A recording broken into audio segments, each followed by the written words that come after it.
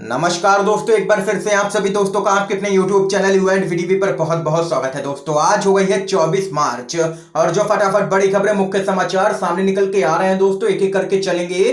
तमाम बेहद बड़ी अपडेट आप तक आगे इसी वीडियो के माध्यम से पहुंचाएंगे। सभी मुख्य समाचार हैं और ये बड़ी खबरें आप लोगों के लिए जानना जरूरी है, इसलिए लगातार हमारे साथ बने रहिएगा। तो वहीं दोस्तों, खबरों की तरफ चलने से पहले आप लोगों से एक छोटा सा निवेदन है कि अगर आप लोग भी किसानों के समर्थन में खड़े हैं और पश्चिम बंगाल के अंदर टीएमसी को प्रचंड बहुमत मिलते हुए देखते हैं तो अभी इस वीडियो को लाइक कीजिए, लाल कलर के बटन को दबा करके चैनल को फ्री में सब्सक्राइब करके बेल के आइकन को जरूर दबाइए दोस्तों, और लगातार हमारे साथ बने रहिए। दरअसल दोस्तों, पहली बड़ी अपडेट आप लोगों को बताते चलें। अपराध बेरोजगारी के मुद्दे पर पटना में आरजेडी के मार्च में बवाल, तेजस्वी यादव बोले मेरी हत्या की हुई कोशिश। आप लोगों को दोस्तों बताते चलें, बिहार में बढ़ते अपराध और बेरोजगारी के मुद्दे पर पटना में आरजेडी के मार्च में यहां पर जबरदस्त तरीके से बवाल देखने को मिला है। पुलिस ने आरजेडी कार्यकर्ताओं को रोकने की कोशिश की। इस दौरान पुलिस और आरजेडी कार्यकर्ताओं में यहां पर धक्का मुक्की भी हुई है। तो वहीं तेजस्वी यादव ने कहा है कि उनकी हत्या कराने की कोशिश हुई है। आगे आप लोगों को बताते चले, बाद में तेजस्वी यादव सहित कई नेता यहां पर गिरफ्तार भी किए गए। तो वहीं इस पूरे मामले पर तेजस्वी यादव ने जोरदार हमला नीतीश कुमार पर बोला है। आप लोगों को बताते चले, तेजस्वी यादव ने कहा है कि नीतीश कुमार समाजवाद के नाम पर कलंक है, धब्बा है। लोहिया जयंती के दिन सड़क पर हमारे साथ नौकरी मांग रहे बेरोजगारों पर लाठीचार्ज और पत्थरबाजी करवाते हैं ये लोग, और उसी दिन सदन में काला पुलिसिया कानून लेकर के आते हैं। हम इनकी गुंडागर्दी नहीं चलने देंगे, चलाओ गोली, मर्द हो तो। ये यहाँ पर तेजस्वी यादव ने खुली चुनौती दे दी है नीतीश कुमार को। देख सकते हैं लगातार टकराव देखने को मिल रहा है आरजेडी और यहाँ पर राज्य की एनडीए सरकार के बीच में। एक और बड़ी खबर दोस्तों आप लोगों को बताते चलें। अब गोदी मीडिया के खिलाफ किसानों का हल्ला बोल, राकेश टिकैत बोले अब चैनलों के दफ्तर पर जाकर के बेचेंगे फसल। आप लोगों को दोस्तों बताते चलें, देश में कृषि बिलों को लेकर के किसानों का आंदोलन थमने का नाम नहीं ले रहा है। भारतीय किसान यूनियन के नेता राकेश टिकैत ने कृषि कानूनों को लेकर के एक बार फिर से केंद्र सरकार पर हमला बोला है और इसके साथ ही सरकार की तुलना अंग्रेजी शासन से कर दी है। राकेश टिकैत ने कहा है कि किसान आंदोलन देश की आजादी की दूसरी लड़ाई है। जिस तरह से देश की आजादी की लड़ाई पहली लड़ाई थी, ठीक उसी तरह देश की दूसरी आजादी की लड़ाई देश का किसान लड़ रहा है। राकेश टिकैत ने अपने आंदोलन की नई रणनीति का ऐलान करते हुए कहा है कि अब वो किसानों के साथ अपने आंदोलन को नई शक्ल देंगे। मीडिया इस आंदोलन को लेकर के जिस तरह का चरित्र दिखा रहा है, उसे देखते हुए वो जल्द ही अपनी फसलों को लेकर के अलग अलग यहाँ पर मीडिया समूह के दफ्तरों में जाएंगे और वहीं जाकर के अपनी फसल बेचेंगे। राकेश टिकैत ने आगे कहा है कि जब तक सरकार इन कृषि कानूनों को रद्द नहीं करती है, तब तक हम किसी भी कीमत पर घर वापसी नहीं करेंगे। देख सकते हैं अब गोदी मीडिया के खिलाफ भी किसानों का हल्ला बोल। एक और बड़ी खबर आप लोगों को दोस्तों बताते चलें। दिल्ली एलजी को सरकार बताने वाले बिल के विरोध में आम आदमी पार्टी की रणनीति विपक्षी पार्टियों से की है खास अपील। आप लोगों को बताते चलें, दिल्ली में उपराज्यपाल को सरकार बताने वाले जीएनसीटीडी बिल के लोकसभा में पास हो जाने के बाद राज्य की आम आदमी पार्टी वाली केजरीवाल सरकार अब हरकत में आ गई है। आम आदमी पार्टी ने राज्यसभा में बिल को रोकने के लिए पूरी ताकत लगाने का यहाँ पर ऐलान किया है। इसके लिए पार्टी ने सभी विपक्षी और गैर एनडीए पार्टियों से राज्यसभा में बिल का विरोध करने की यहाँ पर अपील की है। तो वहीं दोस्तों आप लोगों को बताते चले, इस मुद्दे पर राज्यसभा के अंदर हंगामा देखने को मिला है। विपक्षी नेता मल्लिकार्जुन खड़गे ने विधेयक का विरोध करते हुए इसे गंभीर और खतरनाक बताया और कहा कि यह एक चुनी हुई सरकार के अधिकारों को छीनने वाला और लोकतंत्र को बर्बाद करने वाला विधेयक है। उन्होंने कहा है कि आप इस विधेयक के जरिए उपराज्यपाल को सरकार बनाना चाहते हैं और चुनी हुई सरकार को उनका नौकर बनाना चाहते हैं। ये यहाँ पर दोस्तों देख सकते हैं लगातार इस बिल पे यहाँ पर हंगामा देखने को मिल रहा है राज्यसभा के अंदर, और सभी विपक्षी पार्टियां हो चुकी हैं एकजुट और लगातार मोदी सरकार को घेर रही हैं इस मुद्दे पे। एक और बड़ी खबर दोस्तों जान लेते हैं।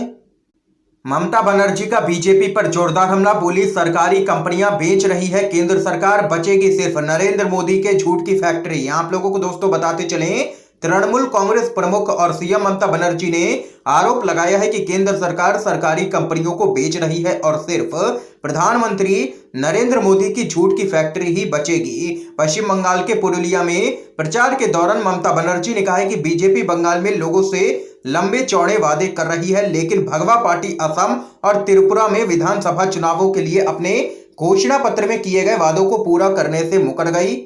सीएम ममता बनर्जी ने दावा किया है कि पूर्वोत्तर के इन दोनों ही राज्यों में बीजेपी सरकारों ने हजारों सरकारी कर्मचारियों को बेरोजगार कर दिया, उनकी नौकरियां छीन ली। उन्होंने कहा है कि वे सभी केंद्रीय संस्थानों को पूरी तरीके से बर्बाद कर रहे हैं। सिर्फ एक ही फैक्ट्री बची रहेगी जो नरेंद्र मोदी के झूठ और बीजेपी के फरेब की है। तो वहीं रैली को संबोधित करते हुए यहां पर ममता बनर्जी ने आम जनता से अपील भी की है और कहा है कि बाहर के गुंडों को वोट ना दे बंगाल की जनता किसी भी कीमत पर। यह यहां पर जबरदस्त तरीके से सीएम ममता बनर्जी ने लिया है बीजेपी को निशाने पर। एक और बड़ी खबर जान लेते हैं दोस्तों। बीजेपी भक्त कंगना को राष्ट्रीय पुरस्कार मिलने पर बोले पप्पू यादव, पंगा के लिए नहीं दंगा के लिए दिया गया है ये सम्मान। आप लोगों को बताते चलें, कंगना रनौत किसी न किसी वजह से अक्सर विवाद में बनी रहती हैं। आप लोगों को दोस्तों बताते चले, बीते कुछ वक्त से कंगना किसान विरोधी बयान देने और सोशल मीडिया पोस्ट के कारण आलोचना का सामना कर रही हैं। किसान विरोधी बयान देने के बाद से ही कंगना रनौत विपक्षी नेताओं और कई फिल्मी सितारों के निशाने पर भी बनी हुई हैं। मोदी सरकार की समर्थक कंगना रनौत को यहां पर फिल्म इंडस्ट्री में सर्वश्रेष्ठ अभिनेत्री के तौर पर सम्मानित किया गया है। तो वहीं आप लोगों को बताते चलें, कई राजनेताओं और कलाकारों के द्वारा इस मामले में कंगना रनौत को सवालों के कटघरे में खड़ा किया जा रहा है। सोशल मीडिया पर यह मुद्दा काफी चर्चा में चल रहा है इस समय। कुछ लोगों का कहना है कि कंगना रनौत को यह राष्ट्रीय पुरस्कार मोदी सरकार की चमचागिरी करने के चलते ही मिला है। आप लोगों को दोस्तों बताते चले, इस मामले में जन अधिकार पार्टी के अध्यक्ष पप्पू यादव ने यहां पर कंगना रनौत पर चुटकी ली है। उन्होंने कहा है कि कंगना को पंगा के लिए नहीं दंगा कराने वाली मानसिकता, चाटुकारिता, घटिया नजरिया के लिए मिला है राष्ट्रीय फिल्म पुरस्कार। लगातार किरकिरी हो रही है और निशाने पर है बीजेपी की भक्त कंगना रनौत सोशल मीडिया पर। तो वहीं दोस्तों, इस खबर पे आप लोगों की क्या कुछ राय है जरूर बता सकते हैं। इस बीच एक और बड़ी खबर जान लेते हैं दोस्तों। बिहार विधानसभा में हुआ है जमकर के हंगामा, विधायक बोले एसपी ने छाती पर मारा। आप लोगों को दोस्तों बताते चले, बिहार विधानसभा में भारी हंगामा देखने को मिला है। बिहार विशेष सशस्त्र पुलिस विधेयक पर चर्चा के दौरान ये बवाल हुआ है। विपक्ष के विधायकों और सुरक्षा बलों में झड़प देखने को मिली है। विपक्षी विधायक धरने पर भी यहां पर बैठ गए। हंगामा इतना बढ़ गया कि विधानसभा अध्यक्ष को मार्शल के अलावा भारी पुलिस बल यहां पर बुलानी पड़ी है। एक विधायक सत्येंद्र कुमार ने आरोप लगाया है कि उनके साथ यहां पर बदसलूकी हुई है। एसपी ने छाती पर लात मारी है। हालांकि आप लोगों को बताते चले, तमाम बवाल के बीच बिहार विशेष सशस्त्र पुलिस विधेयक पास हो गया है, जिसके बाद लगातार यहां पर राज्य की मुख्य विपक्षी पार्टी आरजेडी हमलावर है नीतीश सरकार के ऊपर। तो वहीं दोस्तों, एक और बड़ी खबर आप लोगों को बताते चलें। अखिलेश यादव बोले किसानों को बर्बाद कर देंगे। ये तीनों ही काले कृषि कानून उद्योगपतियों को लाभ पहुंचा रही है भाजपा सरकार। आप लोगों को दोस्तों बताते चलें, समाजवादी पार्टी के राष्ट्रीय अध्यक्ष एवं पूर्व मुख्यमंत्री अखिलेश यादव मेरठ पहुंचे। उन्होंने जनसभा को संबोधित करते हुए कहा कि आजादी की लड़ाई में मजदूर और किसानों के बेटे शहीद हुए हैं। उन्होंने कहा कि शहीद धन सिंह कोतवाल को कोई नहीं भूल सकता है। उन्होंने कहा कि अगर क्रांतिकारियों ने अपने जीवन की बाजी नहीं लगाई होती तो आज हम आजाद नहीं हो पाते। तो वहीं आप लोगों को बताते चलें, उन्होंने आगे कहा कि अगर देश में यही व्यवस्था चलती रही तो देश एक बार फिर से गुलाम बन जाएगा। उन्होंने कहा कि देश में एक कंपनी यानी कि ईस्ट इंडिया आई थी और उसने देश को गुलाम बना दिया था। उन्होंने कहा कि देश के लिए शहीद हुए ज्यादातर क्रांतिकारी मजदूर या किसान के बेटे थे। अखिलेश यादव ने कहा कि ये तीनों ही कृषि कानून देश के किसानों को पूरी तरीके से बर्बाद करके रख देंगे। उन्होंने कहा कि पंजाब के किसानों के आंदोलन की वजह से उत्तर प्रदेश के किसान जागरूक हुए हैं। तो वहीं उन्होंने कहा है कि अगर बीजेपी ने उत्तर प्रदेश खो दिया तो वह दिल्ली को खो देंगे। अखिलेश यादव ने लोगों से अपील करते हुए कहा है कि इस बार उत्तर प्रदेश में समाजवादी पार्टी की सरकार बनवा दीजिए। ये यहाँ पर दोस्तों देख सकते हैं, जबरदस्त तरीके से बीजेपी को निशाने पर लिया है अखिलेश यादव ने और कहा है कि यूपी से अगर बीजेपी की विदाई होती है तो केंद्र से भी बीजेपी की विदाई यहां पर तय है। इस बीच एक और बड़ी खबर दोस्तों सामने निकल के आ रही है।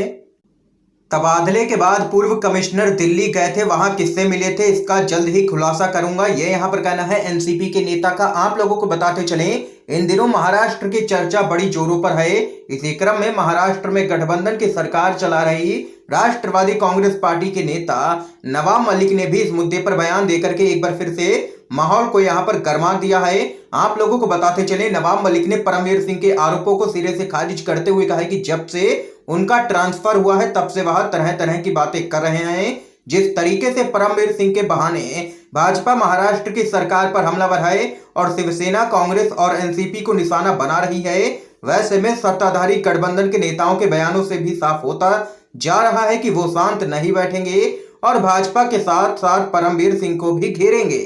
एनसीपी के वरिष्ठ नेता और महाराष्ट्र सरकार में मंत्री नवाब मलिक ने कहा है कि भाजपा के पास कोई नैतिक अधिकार नहीं है कि राज्य के गृह मंत्री अनिल देशमुख का इस्तीफा मांगे। नवाब मलिक ने साफ कर दिया है कि अनिल देशमुख किसी भी कीमत पर इस्तीफा नहीं देंगे। बिना नाम लिए नरेंद्र मोदी और अमित शाह पर प्रहार करते हुए नवाब मलिक ने कहा है कि एक आईपीएस अधिकारी ने गुजरात के तत्कालीन मुख्यमंत्री नरेंद्र मोदी और गृह मंत्री महोदय पर कई गंभीर आरोप लगाए थे। क्या उस वक्त उस मुख्यमंत्री और गृह मंत्री ने इस्तीफा दिया था? नवाब मलिक ने आगे कहा है कि भाजपा को अपना इतिहास और पुरानी कहानियां याद करना चाहिए। गृह मंत्री अनिल देशमुख पर जो आरोप लगाए जा रहे हैं वो सब झूठे हैं और झूठे आरोपों पर कोई भी इस्तीफा नहीं देता है। उन्होंने आगे कहा है कि ये सबको पता है कि परमवीर सिंह दिल्ली गए थे, वहां वो किससे मिले थे और वहां से क्या कहा गया था, इसके बारे में भी हम सभी जानते हैं। सही समय आने दीजिए, सही समय पर हम भी सारी चीजें बताएंगे और सब कुछ बताया जाएगा, सबकी पोलें खुलेंगी। ये यहाँ पर दो टूक कहना है एनसीपी के नेता नवाब मलिक का। देख सकते हैं जोरदार हमला सीधे तौर पर प्रधानमंत्री मोदी और केंद्रीय गृह मंत्री अमित शाह पर साधा है। तो वहीं दोस्तों एक और बड़ी खबर जान लेते हैं। राजस्थान के मुख्यमंत्री अशोक गहलोत की केंद्र सरकार से अपील, ज्यादा से ज्यादा कोविड वैक्सीन उपलब्ध करवाएं, वैक्सीन लेने की आयु सीमा भी हटाएं। आप लोगों को दोस्तों बताते चलें, राजस्थान के मुख्यमंत्री अशोक गहलोत ने केंद्र सरकार से अपील की है कि वह ज्यादा से ज्यादा वैक्सीन उपलब्ध करवाएं ताकि कोरोना वायरस की दूसरी लहर को नियंत्रित किया जा सके। इसके साथ ही उन्होंने टीकाकरण को लेकर के तय की गई आयु सीमा को हटाने का भी आग्रह किया है। गहलोत ने ट्वीट कर कहा, जैसा कि कोविड-19 मामले भारत में लगातार बढ़ रहे हैं, उसे देखते हुए सरकार को टीकाकरण पर ध्यान देना चाहिए। ये यहाँ पर दोस्तों आज की तमाम बेहद बड़ी खबरें सामने निकल के आई हैं जो हमने आप लोगों तक पहुंचाई हैं। इन खबरों पे आप लोगों की क्या कुछ राय है जरूर बता सकते हैं कमेंट बॉक्स में कमेंट करके। वीडियो पसंद आए हो तो लाइक कीजिएगा, ज्यादा से ज्यादा शेयर कीजिए ताकि आप सभी के दोस्त भी इन खबरों को जान सकें। वीडियो देखने के लिए दोस्तों आप सभी का बहुत बहुत धन्यवाद।